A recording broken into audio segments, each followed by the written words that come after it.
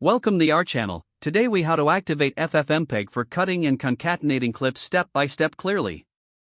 To activate FFmpeg for cutting and concatenating clips, begin by downloading FFmpeg from the official website. Open your preferred web browser and navigate to the FFmpeg downloads page. Choose the version that matches your operating system, whether it's Windows, Mac OS, or Linux. Follow the appropriate installation instructions provided. Once the download is complete, extract the files if necessary. For Windows users, move the extracted folder to a location like C:/FFmpeg.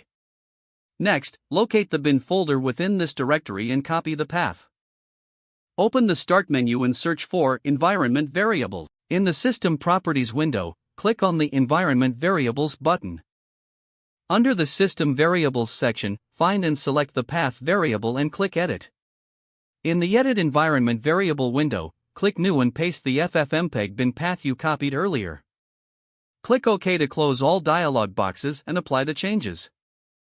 Now, open a command prompt. Type FFmpeg version and hit Enter to verify that FFmpeg is installed correctly.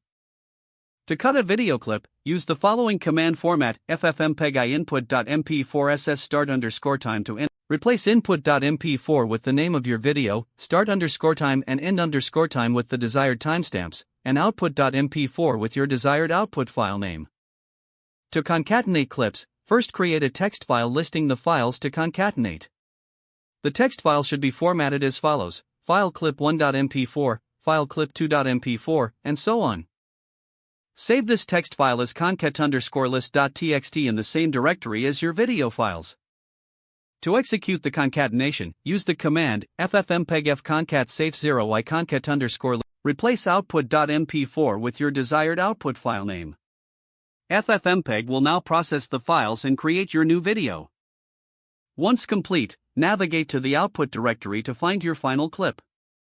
You have successfully activated FFmpeg for cutting and concatenating clips. If the page does not load, refresh the browser or try again in a private or incognito window. Make sure you are using the correct email address, then retype it carefully to avoid small typos.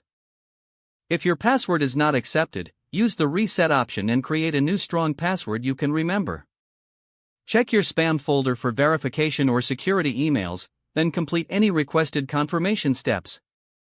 Enable two-factor authentication if available to improve account security and reduce unauthorized access risk. Don't forget to like this video and subscribe to our channel for more step-by-step tech guides.